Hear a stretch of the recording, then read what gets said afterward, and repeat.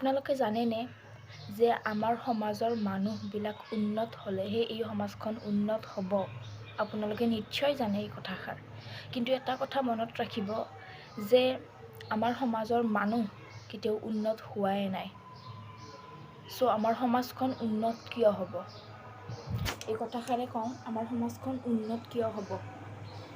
কি হৈছে, যোৱাকালি মই গৈছিলোঁ, ৰাস্তাৰে গৈ আছোঁ, বহুত বৰষুণ আহিছেতো, ৰাস্তাৰে গৈ আছিলোঁ। কি হৈছে, ৰাস্তাটোত বৰষুণ আহি ইমান বেছি পেক আৰু পোত হৈছে, গম পাইছোঁ যেনে এনেকুৱা হৈছে যেনে তাতে আমি ধান ৰুব পাৰিম, ধান সিঁচি দিলে তাত ধান গজিব, এনেকুৱা হৈছে, গম পাইছে। আজি এইখিনি কথা মোৰ দেখি মোৰে সহ্য হোৱা নাই।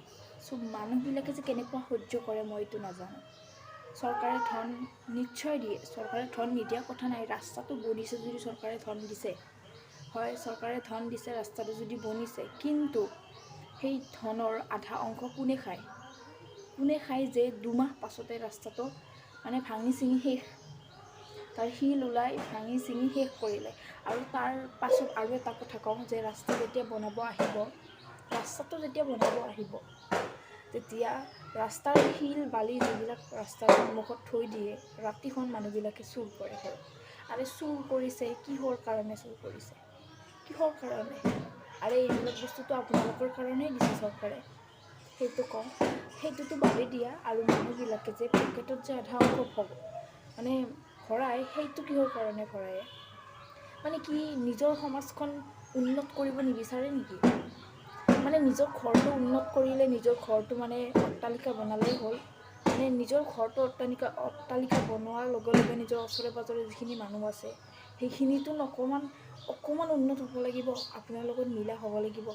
আপোনালোকৰ লগত যদি মিলা নকৰে, তেতিয়াহ'লে আপোনাৰ ইয়াতে কি ধনী হোৱা আপোনাৰ মতলব কি আছে? ইয়াতে কি আপুনি ধনী এই সমাজখন, এই গাঁওখন ধনী বুলি নকয়।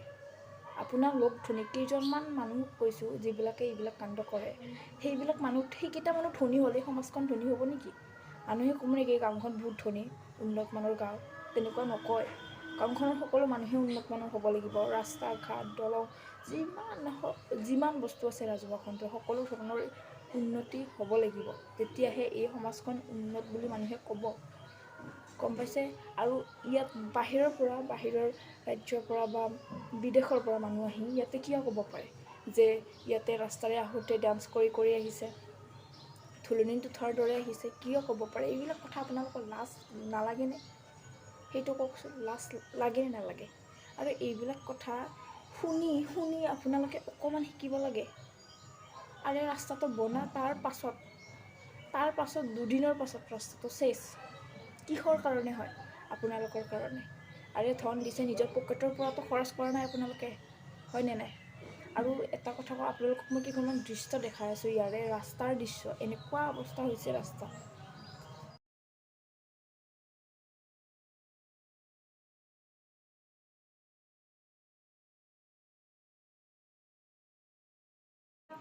আজিৰ এই সমাজখনত কেইটামান এনেকুৱা দালাল আছে, যিকেইটাই নিজৰ সমাজখনৰ উন্নতিৰ কথাও নাভাবে, অকল নিজৰ পকেটখন আৰু পকেটখন, সেইটোৱে সিহঁতৰ লক্ষ্য।